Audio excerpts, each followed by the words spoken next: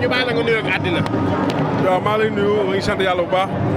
et puis di nuyu ñëpp ñuy seetaan ci site yi xam nga.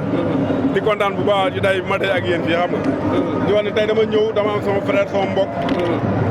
sama papa sama lépp daal teewal parce que papaam dañu ma tuddee. papaam ak sama yaay ñoo bokk benn baay. ñoo bokk benn ndey. muy sama xarit bi sama lépp su ma amee bis tamit ñëpp gis ni mu ciy sonnee. mais damay wax ni nit kenn du ko xeebal bisam daal. kenn du ko xeebal sëriñam tamit.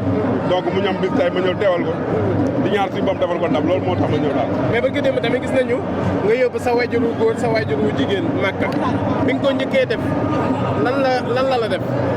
waaw loolu dama ci sant yàlla rek parce que suñu borom moo man mën naa am bëgg-bëgg bi am mën-mën bi mais suñu borom moo mottali daal te dama ci sant yàlla bu baax. ban message nga ciy lancé. waaw di ñaan rek bépp jeune boo xamante ni bëgg nga lool yàlla na ko suñu borom yombalal parce que jeunes yëpp bëgg nañ tere seen waajur daal xam nga maa ngi ci sant yàlla bu baax sama waajur yi ñëw nañ ci jàmm sant naa ci yàlla bu baax incha allah. mais bët gi dem tamit gis nañ sa fenal ñëw tamit Balla Gaye 2 keroog gis nañ ko te bi ngay mujj fii nii yéen ñaar la woon dafa mel ni jàmm gën naa dox seen diggante.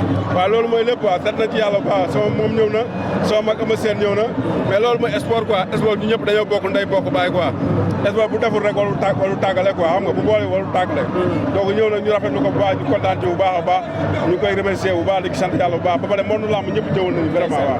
mais coow li bari na sa diggante ak Modou Lo ñii nee nañ Modou Lo yow lay bëreel ñii nee nañ ndax Ama lay bëreel. non amul benn problème jàpp nañ moog Ama def naa le 5 novembre loolu amul benn problème ñun ñu njëkk a bëri ak ñu mujjee bëri amul benn problème ay booy lañ ñu ngi ci làmb Modou bu ñu njëkkee bëri ak moom dañuy bëri ak moom bu ñu mujjee bëri ak moom dañuy bëri ak moom ñu ngi suñu entraînement saa ñu war a bëri ak moom amul benn problème incha allah. mais ci côté préparation.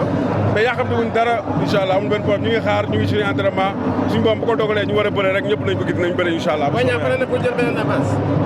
waaw ça dépend lépp mën naa ne quoi làmb rek incha allah mais xam nga ñu ngi sant yàlla bu baax maa ngi kontaan di ñaanal sama mag Cheikh Niang yàlla may ko ndam di nuyu ñëpp di nuyu ki tëgg journée bi di wax ni kontaan nañu bu baax di nuyu yéen presse bi quoi jaajëf kontaan naa incha allah jaajëf